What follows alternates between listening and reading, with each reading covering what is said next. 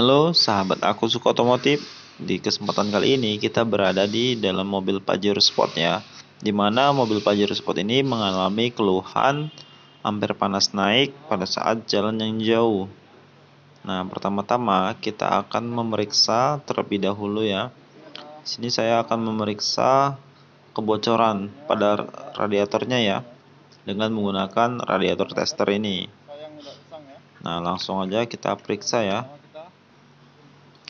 Dan kita dapat informasi ya bahwasanya air radiator ini sering habis ya, sering nambah sebanyak setengah atau 1 liter ya, dan setiap perjalanan jauh. Nah, kita sanksi apakah ada kebocoran ya pada radiator tersebut ya.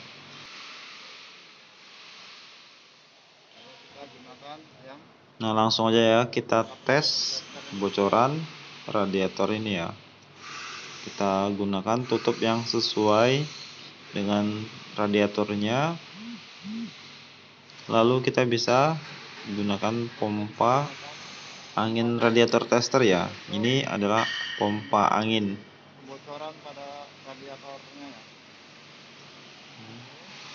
Kita pompa anginnya sesuai tekanan yang suhu kerja mesin ya, yaitu 1,1 kilo. Nah, kita mensimulasikan ya seperti suhu kerja mesin dengan tekanan 1,1 kilo. Berarti dia ada kebocoran. Kita dikasih 1 PSI ya. Dan kita biarkan apakah dia turun. Nah, kalau dia turun tekanannya itu menandakan bahwasanya ada kebocoran ya.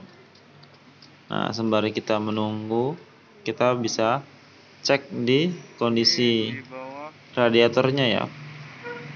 Apabila dia turun berarti ada kebocoran, dan kebocoran itu pasti dapat terlihat ya.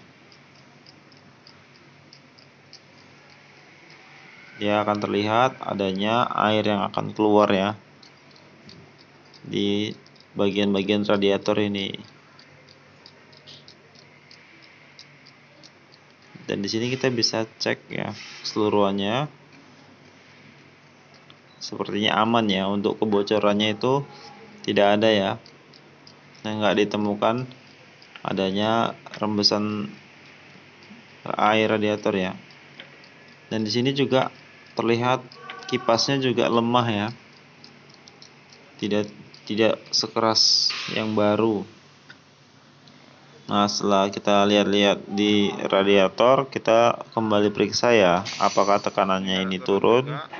Ternyata tidak ya. Berarti asumsinya radiator ini bagus ya, tidak mengalami kebocoran.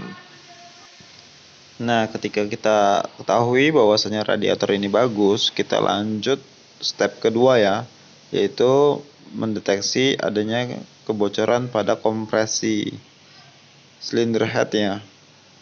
Kita menggunakan metode dengan menggunakan botol ya, botol mineral, agar mengetahui adanya buih-buihnya ya.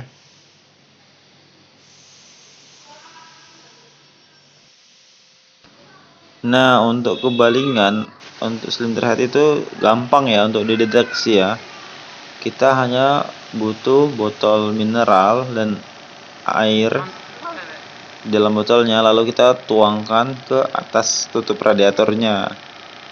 Apabila ada buih-buih seperti ini, nah ini adalah adanya kebocoran kompresi ya dari piston atau kebalingan dari silinder head.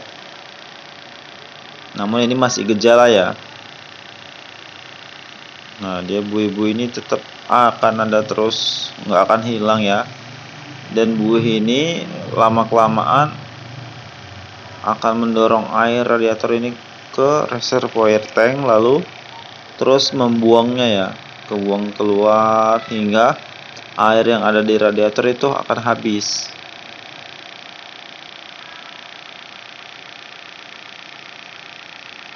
Dan dengan habisnya air radiator itu, makanya ampere panas itu naik hingga overhead ya.